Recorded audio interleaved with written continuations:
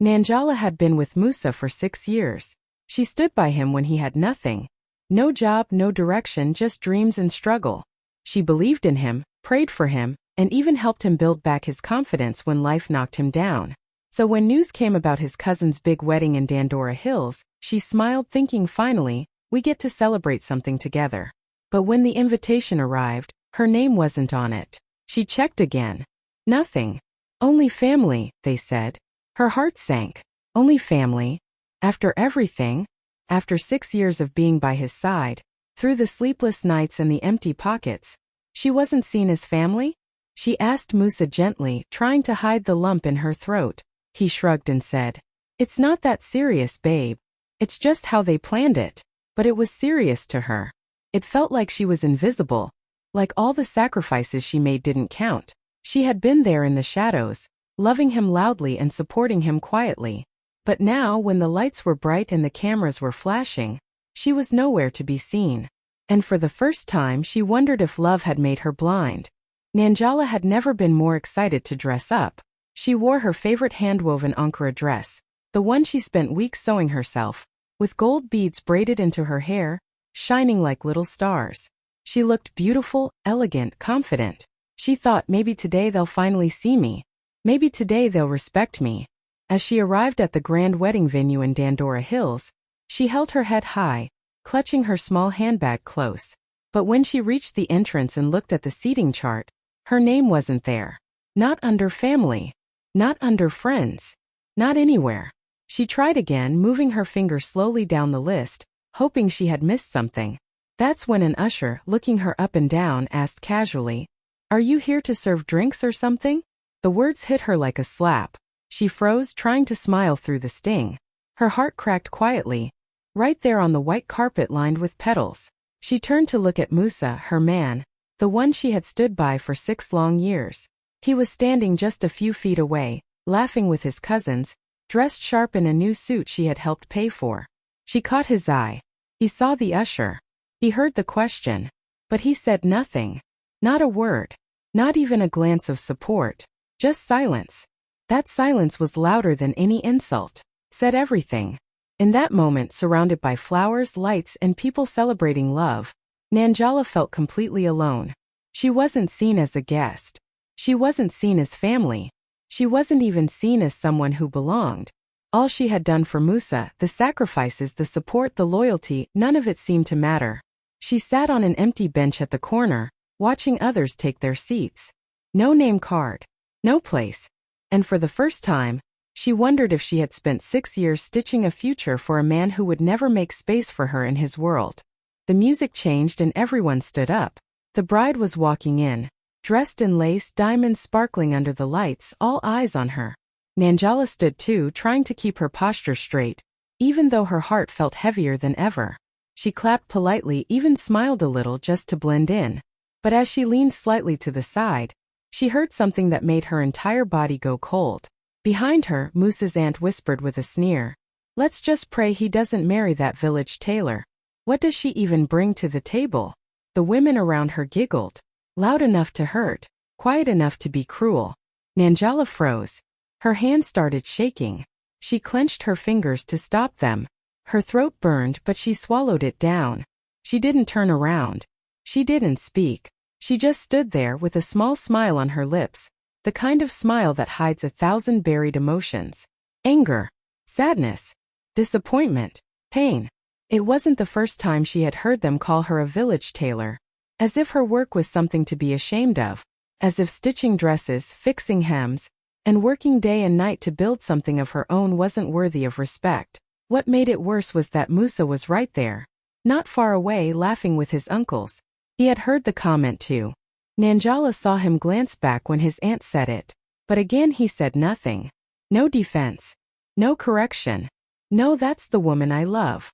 Just more silence. And that silence, it was slowly breaking her inside. Nanjala smiled again, but this time it wasn't soft or sweet. It was the kind of smile that comes before a storm. The kind of smile that says, "You have no idea who I am, but you will." She turned her eyes back to the bride, her heart steadying. They thought she was just a tailor from the village. They had no clue she was the one who had designed half the wedding decor. They didn't see her worth yet, but they would. Oh, they would. Everyone at the wedding looked at Nanjala like she was nobody. Just a simple girl from the village. Just a tailor. Someone who didn't belong at such a high-class event in Dandora Hills. They whispered, they stared, and some even laughed quietly when she passed. But what they didn't know was that Nanjala wasn't just some local dressmaker with a sewing machine and dreams. No, she was the silent force behind Nyota Threads, one of the fastest-growing fashion labels in East Africa. For the past 2 years, she had been working in silence, building her brand, sending out designs, and chasing opportunities while everyone around her ignored her light. Just a week before the wedding, she had received an email. A preliminary $6.8 million supply deal with a luxury wedding franchise based in Milan. They had chosen her designs for their next bridal collection. She hadn't told Musa yet. She was waiting for the right moment, the perfect time to say, "I made it." But as she stood at that wedding watching the bride walk down the aisle, her breath caught in her throat. The embroidery, the neckline, the flow of the fabric, it was all too familiar. The bride was wearing a design inspired by her sketches. Nanjala blinked, trying to stay calm. Months ago, she had shared her mood board with Musa, ideas she was working on for the Milan pitch. He had smiled, said they looked pretty, and even snapped a few photos just for fun. And now here it was, her stolen idea, shining on another woman in front of hundreds of guests. Nobody clapped for her. Nobody even knew it came from her mind, her hands, her soul. But deep down she knew the truth. She may not have had a seat at the table or a name card or family support. But she had something they didn't. Vision, grit, talent. And soon the whole world would know. Because the girl they all overlooked? She was about to become the name they'd never forget. The sun had started to set, casting a soft golden glow over the garden. Laughter floated in the air, glasses clinked, and the photographer clapped his hands to gather attention. "Please, all real family and respected women to the front for a special photo," he called out. Nanjala was standing nearby, quietly fixing the strap on her heel. She looked around. Almost all the women were heading forward. Aunts, cousins, friends of the bride. She hesitated, unsure. But then she saw Musa's mother wave at some women to come join the photo. And for a moment she thought, maybe I should too. Maybe I'm finally seen. She stepped forward, smiling gently, clutching her small handbag and a folder that held her most precious sketches, her ideas, her dreams. But before she could find a place in the group, one of the ushers walked up to her and said, "Sorry, only real family." The words were cold, confusing. Nanjala blinked. "I've been with Musa for 6 years," she said softly. But instead of a response, another bridesmaid came over, grabbed her arm and pulled her gently, but firmly, out of the frame. As she was moved, her bag slipped from her shoulder. It hit the ground with a soft thud. The folder fell open. Her sketches scattered across the floor like fallen leaves.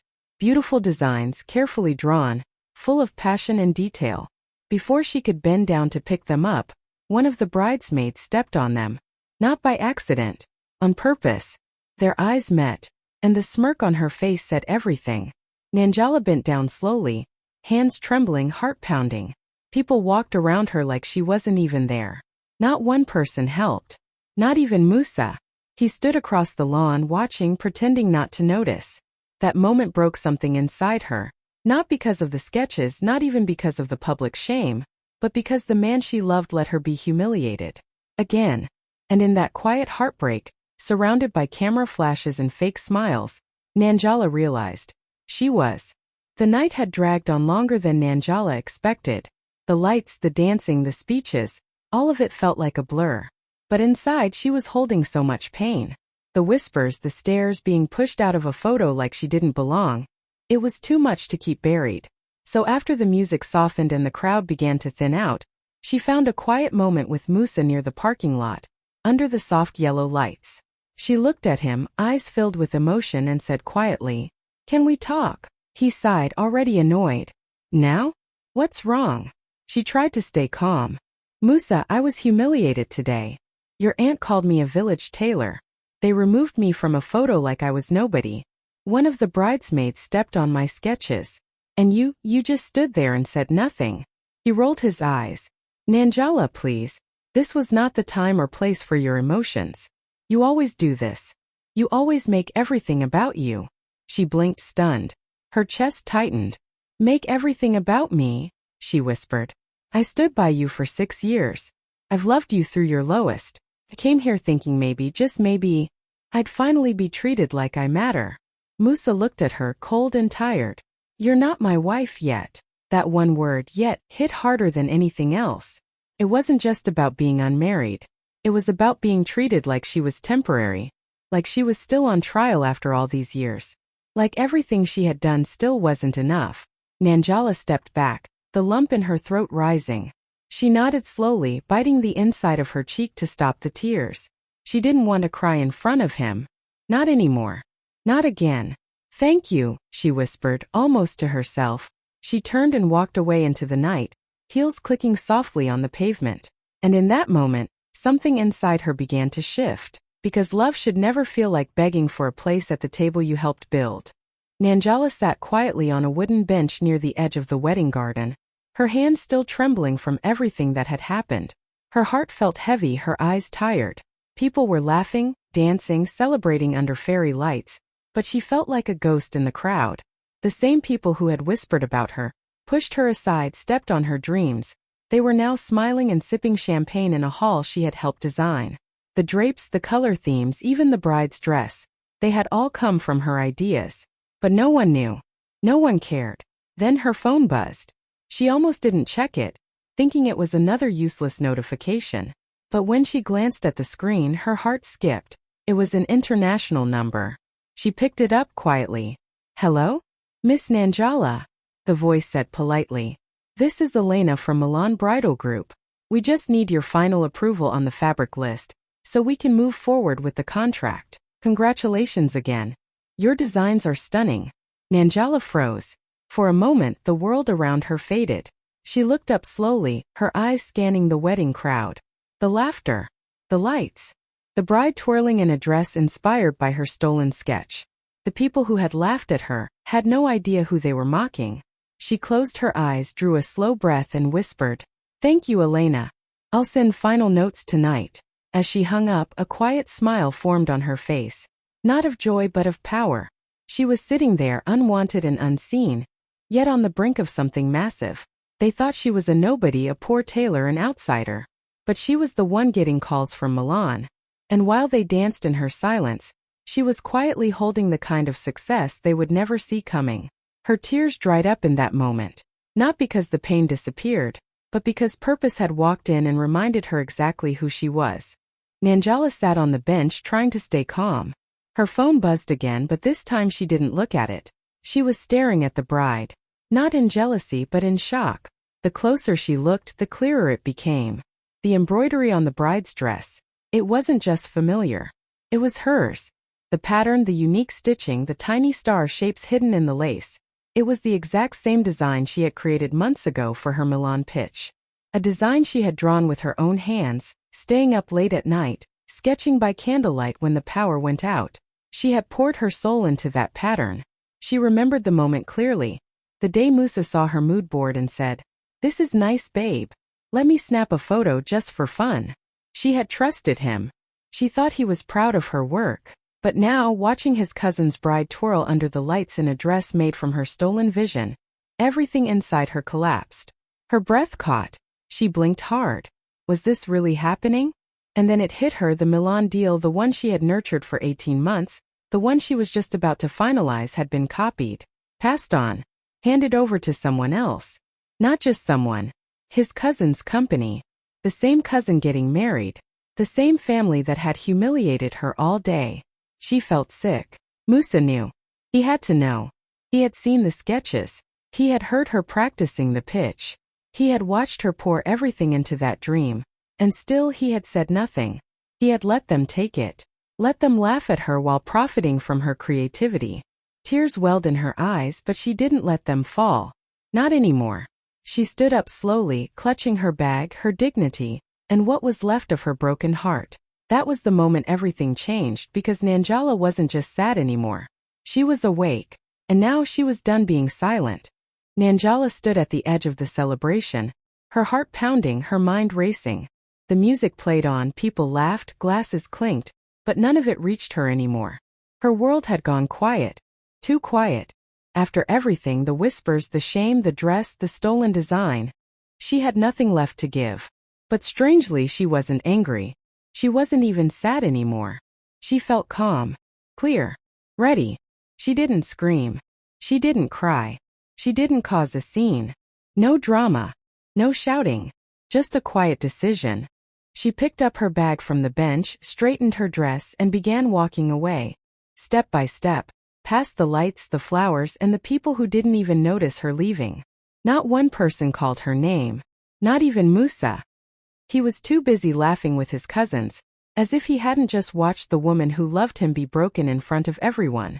She walked out into the soft moonlight of Dandora Hills, her heels pressing gently into the gravel road. The sky above her was quiet, full of stars, the only witnesses to what she was about to do. She took out her phone, found the Milan rep's number, and dialed. "Hello? Miss Nanjala?" The voice answered. Nanjala's voice was calm but firm. "Elena, please cancel the contract. I will not be moving forward." There was silence on the line. "May I ask why?" "I no longer wish to do business with thieves," she said. "No matter how famous they are." And that was it. She hung up. No regret. No looking back. That one decision spoke louder than all the pain she had swallowed. It wasn't just about the contract. It was about taking back her power. About choosing her worth over the spotlight. They could have the fame, the dresses, the party, but they would never have her silence again. And as she walked down the road alone, something in her heart lit up. Not anger, not bitterness, but freedom. The wedding night was in full swing. Music blasted from the speakers, the dance floor was packed, and guests were still taking selfies under the flower arches. Laughter echoed through the hall, and the bride and groom looked like the perfect couple, glowing, rich, and surrounded by everything they ever wanted. But while they danced, a quiet storm was building behind the scenes. At exactly midnight, a single email dropped into several inboxes. Subject: termination notice, IP theft and unethical collaboration. It was from Elena, the Milan rep. She had copied the entire board of the bridal franchise. The message was short, sharp, and deadly. "We regret to inform you that the supply agreement with Nyota Threads is officially terminated due to clear evidence of intellectual property theft and unethical use of confidential design work. We will not move forward with any parties involved in this breach." Back in the wedding hall, the groom's phone buzzed on the table. He picked it up and heard his cousin, the one who had stolen Nanjala's design, shouting on the other end. "What do you mean the contract's off? We invested everything. We were supposed to launch next month." The groom froze, his smile fading. He looked over at Musa, who was slowly realizing what had happened. Nanjala. She had pulled the strings. She had walked out quietly, but her silence wasn't weakness. It was power. She hadn't argued. She hadn't begged. She had simply gone to the one place they never thought she'd reach, the top. And with one call, one email, she shut it all down. While they partied in her pain, she was ending their future. Musa sat there, his hands shaking, realizing the truth. The woman they had pushed aside was the one holding all the cards. And now the party didn't feel so loud anymore. Because nothing kills a celebration faster than finding out the girl you dismissed just cost you everything. The wedding was over, but the damage had only just begun. Within weeks, the bride's fashion house started to crumble. Word spread quickly in the industry. Milan had blacklisted them. Emails stopped coming in. Sponsors pulled out without warning. Magazines that once promised to feature their upcoming collection now ignored their calls. One by one, doors slammed shut. It wasn't just the canceled deal. It was the shame of it all. Designers whispered, clients disappeared, and lawyers began circling. A lawsuit for intellectual property theft was on the horizon. The once promising fashion house that was supposed to make headlines was now fighting to stay alive. At home, things weren't any better. Musa's mother, once so loud in her disapproval of Nanjala, started changing her tune. "Maybe we misjudged that girl," she whispered one afternoon to her neighbor. She was quiet, but she had something in her. But her words came too late. The girl they once called a village tailor was no longer around to hear it. Nanjala had moved out. She didn't argue. She didn't explain. She just packed her things and left quietly one morning. No note. No goodbye. Just silence. Musa came home that evening and found her side of the closet empty. The sewing machine she used to keep by the window was gone. So were her sketches. The only thing she left behind was a fabric swatch pinned to the wall, soft blue, embroidered with tiny stars. It was the same pattern they had stolen. Now there were no more phone calls from her. No more messages. No more updates. She had gone silent. But her silence wasn't emptiness, it was distance. Growth. Power. They had mocked her, ignored her, used her. Now they were losing everything. And the woman they thought would always be there? She was already gone. Not in sadness but in strength. Months passed quietly, but Nanjala was not wasting time. While the people who had hurt her were busy cleaning up their mess, she was building something new, something powerful. She poured all her pain, all her silence, and all her strength into a fresh beginning. She called it the Dignity Line, a fashion collection made for women like her. Women who had been overlooked, uninvited, underestimated, and dismissed. Every piece in the collection told a story. The fabrics were soft but strong. The embroidery carried hidden symbols of courage. The dresses hugged every body with pride. Not to impress the world, but to remind women of their worth. Nanjala didn't just design clothes. She created healing one stitch at a time.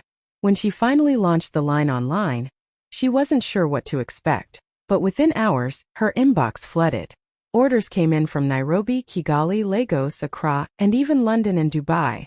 People weren't just buying clothes.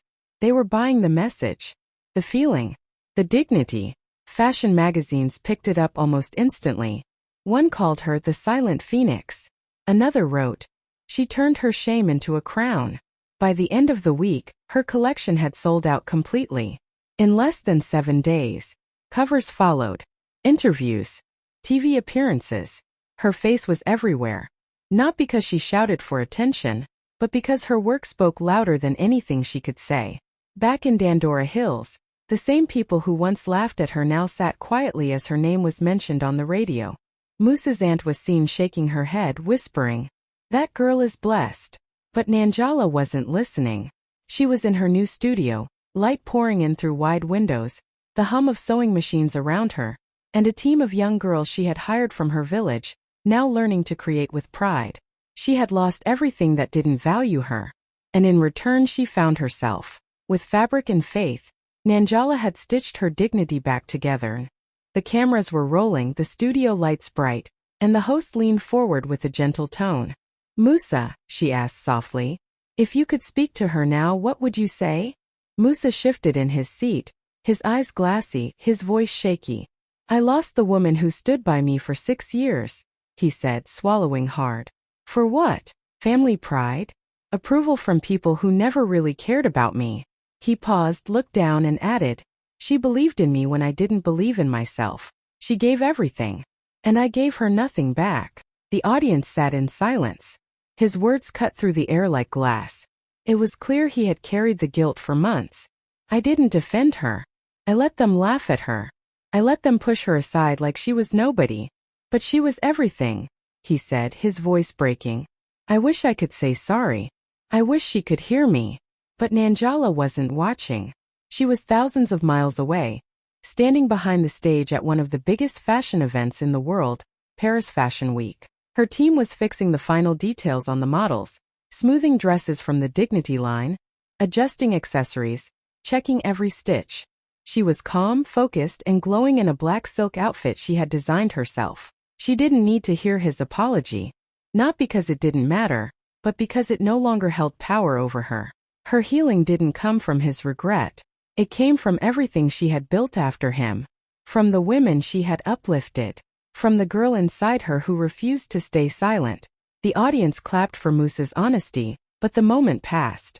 And while he sat in a studio full of apologies, Nanjala stepped onto the stage in Paris, greeted by flashing cameras, standing ovations, and a future that no longer waited for anyone to recognize her worth. She wasn't just the girl he lost. She had become the woman the world would never forget. Weeks after her show in Paris, Nanjala's inbox was overflowing. Messages from buyers, stylists, celebrities, and global media outlets. But one email stood out. It was from the same fashion franchise, the luxury wedding brand that had stolen her designs and handed them to Moose's cousin. The same people who once ignored her emails, doubted her talent, and sat silently while her work was used without permission. Now they wanted her back. The subject line read, "Reconsidering partnership opportunity." The message was full of praise. "Your Paris debut was breathtaking. We deeply regret the misunderstanding and would love to start fresh. Let's discuss a possible collaboration. Your vision would be an asset to our brand." Nanjala read the email slowly, not with anger but with clarity. She sat at her desk surrounded by fabrics and new sketches, sipping warm tea while young girls in her workshop laughed and worked in the background. She had built something real, something hers. She didn't need their validation anymore. She didn't crave their spotlight. They wanted her now because the world had finally seen her. But where were they when she was struggling in silence? When her designs were dismissed? When she was stepped on, laughed at, erased? She took a deep breath and typed a short reply. "Thank you for your message. I wish you all the best. But I will not be moving forward with this collaboration. Respect isn't requested after success. It's given during struggle." She clicked send without hesitation. Because real success isn't about being accepted by those who once rejected you. It's about knowing your worth so deeply, you no longer need their approval. The franchise would move on, but her words would stay with them. They had missed the chance to walk with her when she was unseen. And now she was untouchable. Nanjala didn't burn bridges. She simply built her own road, and walked it with grace, purpose, and pride. Exactly 1 year after the wedding that shattered her, Nanjala returned to Dandora Hills, not as a guest, not as the forgotten girl in the background, but as the new owner of the venue that once humiliated her. The same place where she had been pushed out of a photo, where her sketches were stepped on, and where no one saved her a seat, now had her name on the front gate, the Nanjala Creative House. She didn't buy it for revenge. She bought it for purpose. She walked through the halls slowly that morning, touching the walls, remembering everything. But instead of bitterness, she felt peace. She had transformed the space into a vibrant creative hub for young girls in fashion and design, girls who, like her, had dreams no one believed in. Sewing machines lined the back room, sketches hung on the walls, laughter echoed through the space. It was full of life, full of hope. Later that afternoon, she hosted an open house. Cameras clicked, journalists interviewed her, and young designers showed off their work. This time there were plenty of photos, and in every single one, Nanjala stood front and center, smiling proudly. She didn't just rewrite her story. She rebuilt the stage they once tried to push her off. And now, instead of waiting for a seat at someone else's table, she was building tables for others. The same place that broke her became the place where she helped others rise.